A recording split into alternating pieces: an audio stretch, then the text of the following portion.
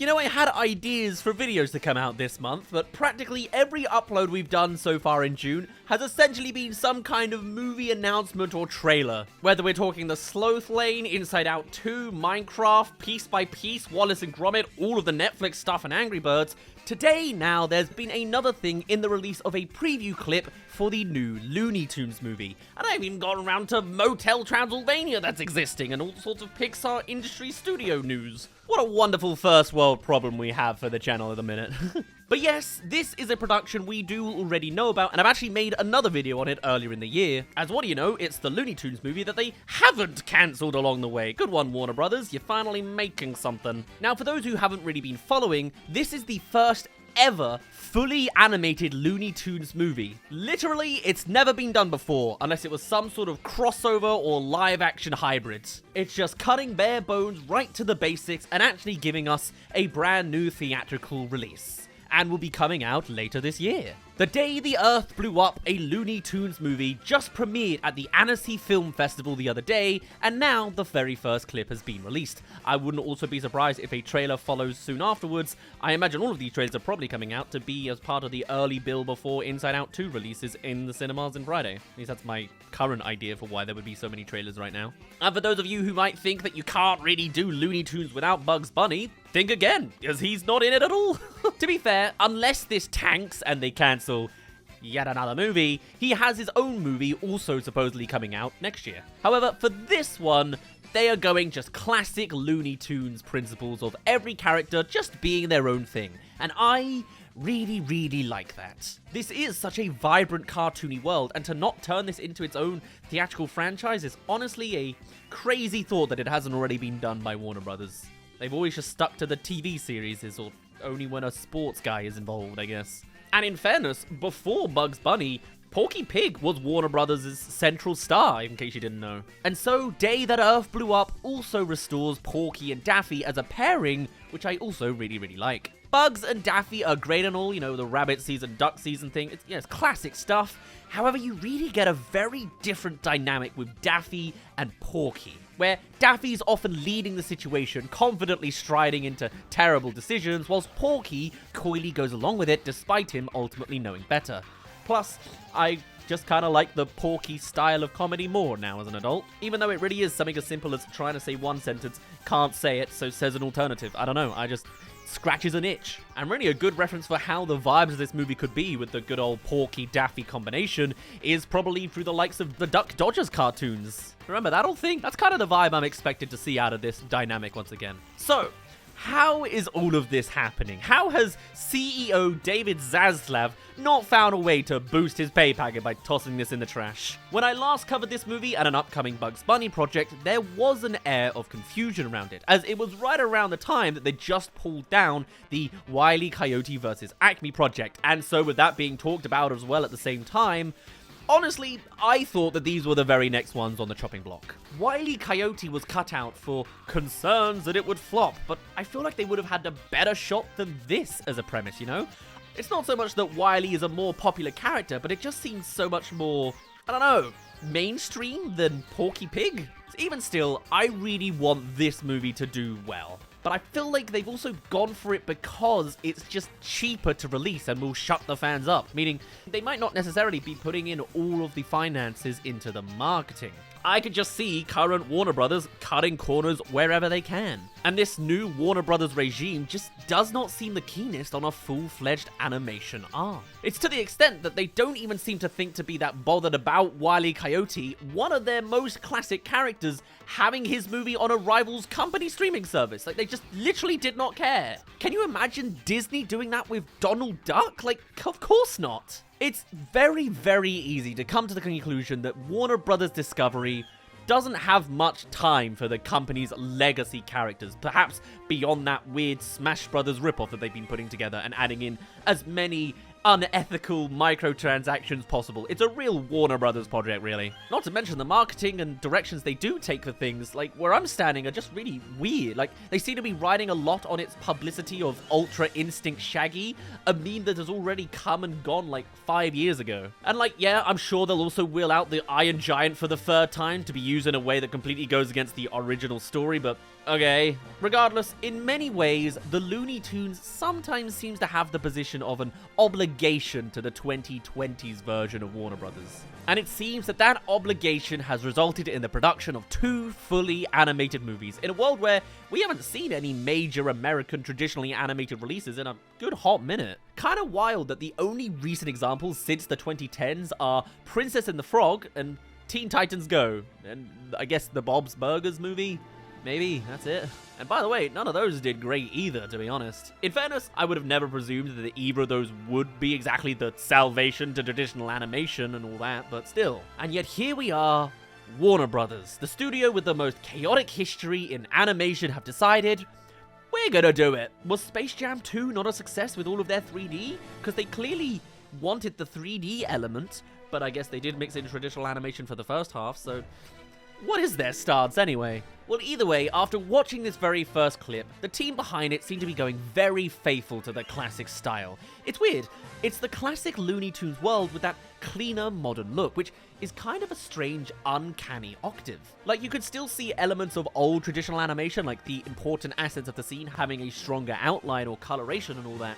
And the lighting is obviously a big upgrade in a lot of places, kind of reminding me of Roger Rabbit and the old shadow effect. But then even beyond the visual artistry, some of the visual choices are weird as well, such as a modern-day wheelie bin and a flamethrower in the middle of the mix. It's gonna be an interesting experiment for sure. Since it's probably the best budgeted traditional animation from the West, we're gonna see in a long time.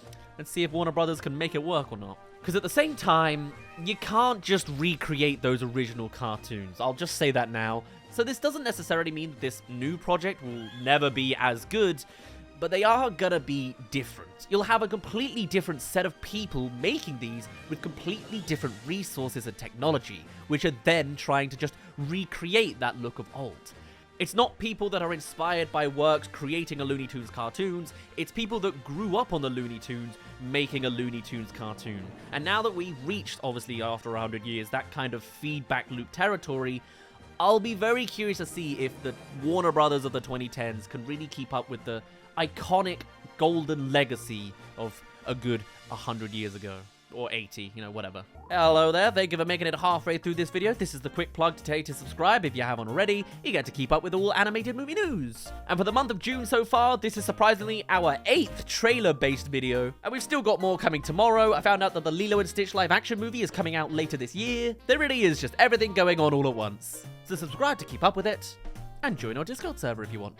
Right, back to the rest of the video. Now, for those of you living in the US, which of course I don't, you've already been able to watch some of the shorts on Max, formerly known as HBO Max. Still a dumb move, by the way, just saying. Anyway, these new feature-length movies seem to follow the tone and style of those shorts, from what I've managed to watch on YouTube anyway. And this makes a lot of sense, because you'll never guess where this movie was originally destined for. Yeah, that's right, it was being a Max original at first. Yeah, as much as I'd like to dump on David Zaslav because it's incredibly easy to, a positive direction change he did instate from the get-go was a commitment to actual theatrical releases. Before then, previous owners at AT&T were the ones who took advantage of the pandemic to fuel HBO Max, with many creatives royally screwed over by their simultaneous releases in cinema and on streaming. You know, it's the classic case of the animation studios right now. A decision that they still haven't lived down now. I mean, they lost their exclusive relationship with Christopher Nolan out of doing that. Anyway, as part of this regime to sideline everyone else's business for their new streaming service, their game plan was to fuel as much into HBO Max as possible. Part of that being this huge relaunch of the Looney Tunes franchise, starting with the shorts before commissioning these feature films. Announced in 2021, the movie was originally going to be released on Max and a premiere on Cartoon Network. This in mind, I do hope that the change in direction for theatrical release genuinely has an element of, this is so good it would have been wasted on Cartoon Network as an attitude. If it's more, this was cheap damage control for Coyote vs. Acme, so let's put the Cartoon Network budgeted movie on at the cinema, I'll be a bit disappointed, you know? It's like as if they actually made Megamind 2 and released him in the cinema. Doesn't make it better if it's still the same cheap crap. At the same time, either way, I'm thrilled for the creative team. When they started on this project, they probably felt a whole world away from this being a theatrically released project. Add on to the fact that their sister department just saw the cancellation of Coyote vs. Acme, and I bet this whole team have been shivering in their boots, biting at their nails to see whether they would have the same fate. And so the fact that they have got this supposed best ending so far must be a real thrill for them. As for the people who are on board, we've got Kevin Costello as the writer, previously writing the Tom and Jerry movie, which... to be fair, it's mostly just the animation that's really weird. I hated the animation in that movie. But when it comes to this project at least, there is a glimmer of hope. The animation team looks like they're really on it, and Costello finally has the opportunity to do a full-on classic cartoon without a bunch of pointless live-action characters to contend with as well. And the plot is about as crazy as you'd expect. Daffy and Porky uncover an alien plot at a bubblegum factory. Based on that alone, I'm sure there's a correlation between their plan and using bubblegum, alas, the day the Earth blew up title.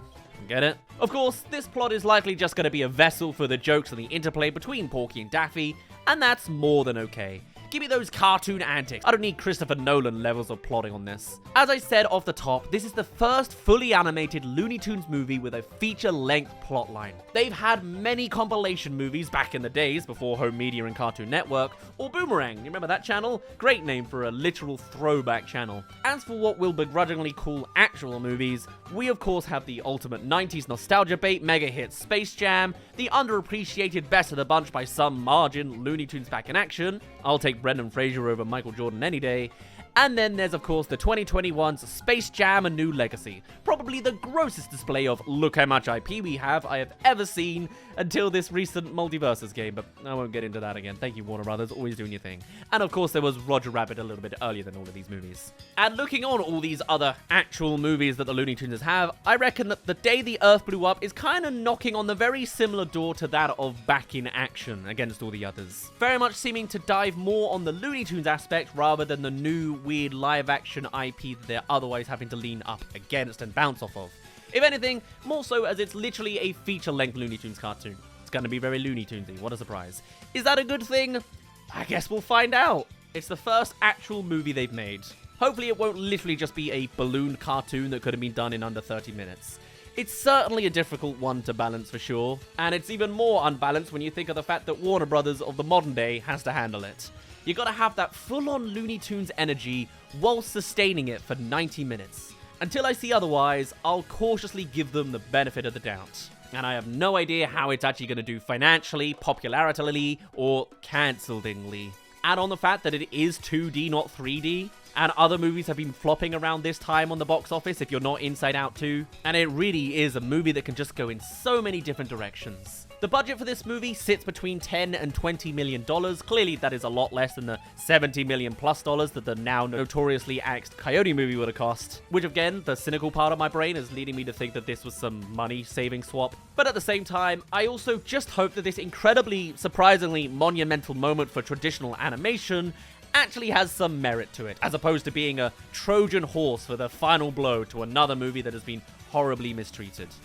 Coyote. My takeaway from the sort of uncomfortable uncle of the animation studio world and his upcoming releases has me cautiously excited, but Warner Brothers, for the love of God, just please consider the following. Market it properly and let people know this is happening, because you're already on the back foot for reputation and the fact that this movie exists, plus the uphill battle that it's 2D traditional animation and an IP that we haven't really heard from on the main stage in a good long while, and there's no Bugs Bunny. And find somewhere to put Coyote vs. Acme, damn it. It's what the people really want. Why are you giving us this? We're all still miffed over that previous interaction and the write-off that you didn't deserve for it. With Looney Tunes, these are your oldest characters that in many ways help build the company that still stands today, one way or another. They deserve the full respects, and in the minds of a lot of people, that's just not something you give them. Warner Brothers is by far the least reputable studio of the current modern mainline movie studios. And the fact that they're squeaking out this is a W in some small corners for traditional animation and creatives getting something made, but there are a lot of directions this movie can go on quality, response, endearment, finances, and more reputation things, that it really is a real hot pot of I have no idea what to expect. With the marketing faintly starting now, let's hope we reach the best ending, that it is made, it does well, and it convinces Warner Brothers to make some gooder decisions from now. we shall see. On that note, I'm going to end it off here. My name's been Daz. Thank you very much for reaching the end of this video. Do let me know your thoughts on this project, since I expect there could be all sorts of varied opinions considering it's Warner Brothers now. Genuinely, I'd love to hear it all. Tell us on our Discord server, and I shall see you in a little bit.